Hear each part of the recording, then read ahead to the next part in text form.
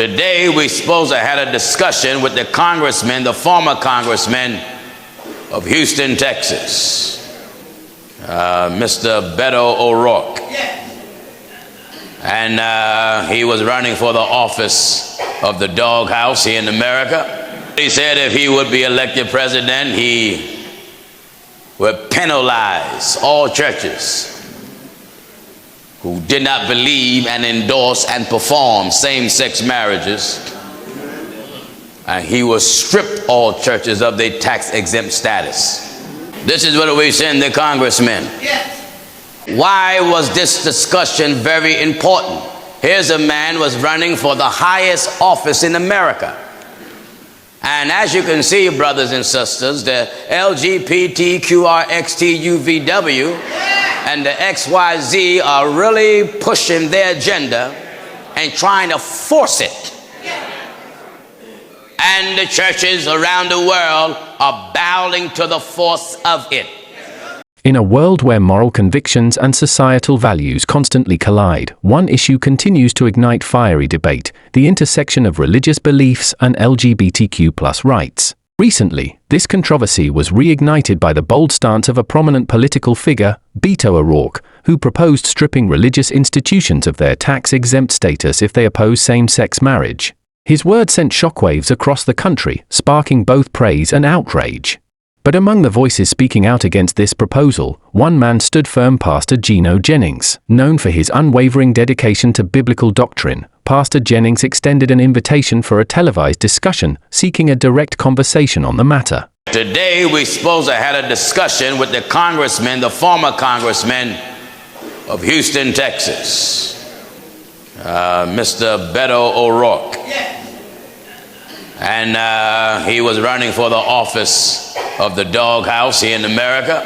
He said if he would be elected president, he would penalize all churches who did not believe and endorse and perform same-sex marriages. And he would strip all churches of their tax-exempt status. So we had a letter sent to him to meet us today. And his secretary, his personal secretary, did call me.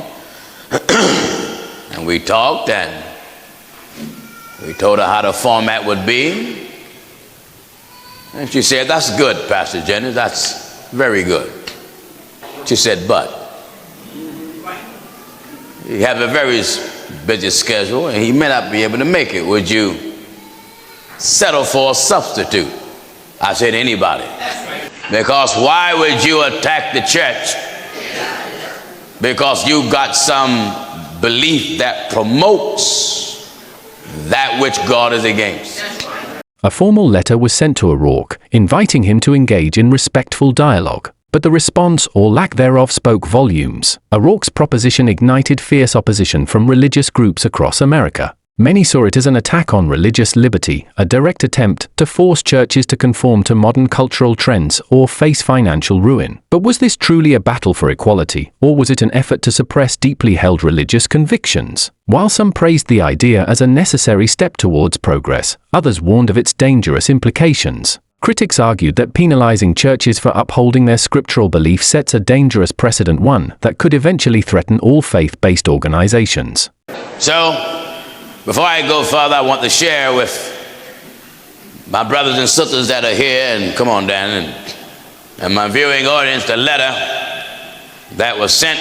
I'll let Dan read it to you and let you get a chance to hear it. All right. Dear Mr. Beto O'Rourke, we would like to introduce you to our assembly, which is based on the faith of holiness. We are writing in regarding your proposed Equality Act. We understand that you seek to eliminate the tax-exempt status for any non-profit organization which would hinder or oppose human or civil rights of those individuals in the LGBTQ community. We are wholly against any discrimination practices which would deprive any person of their dignity to maintain a safe and equitable existence.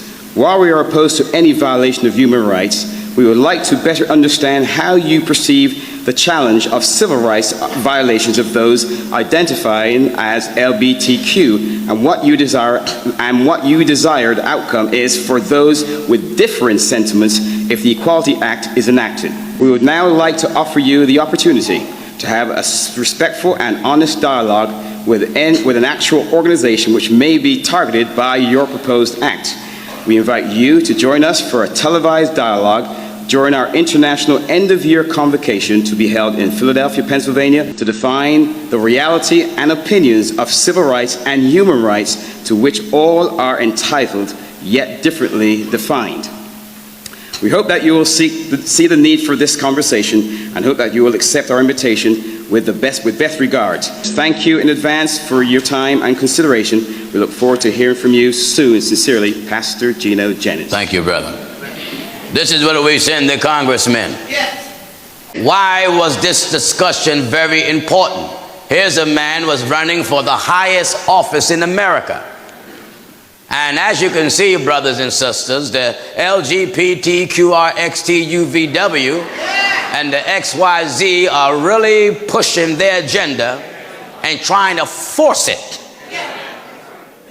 And the churches around the world are bowing to the force of it. Pastor Jennings, known for his unwavering commitment to the scriptures, did not shy away from addressing the biblical foundation of his beliefs. From Genesis to Revelation, the Bible outlines God's design for marriage. Many Christian leaders argue that altering this foundation is not merely a cultural shift, but a direct challenge to divine authority.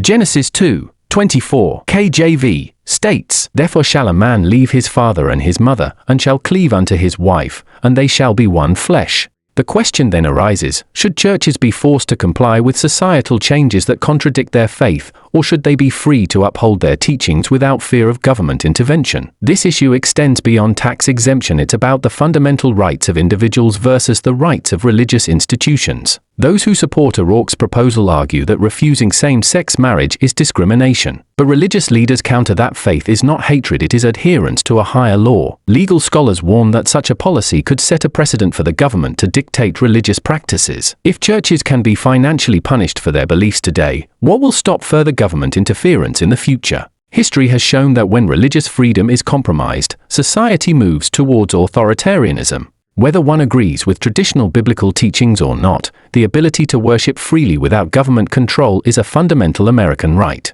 The church must stand firm. We are not called to compromise with the world, but to preach the truth, no matter the cost. In a world that is ever-changing, the debate between faith and social progression will continue. But one thing remains clear, true faith does not waver under pressure. Whether you agree or disagree, the question we must all ask ourselves is this: what happens next? We invite you to share your thoughts in the comments below. Should religious institutions be forced to accept modern cultural shifts, or should they have the right to stand by their convictions? Let's have a conversation. And as always, remember to like, subscribe, and hit the notification bell so you never miss our latest discussions. Thank you for watching, and may God bless you all.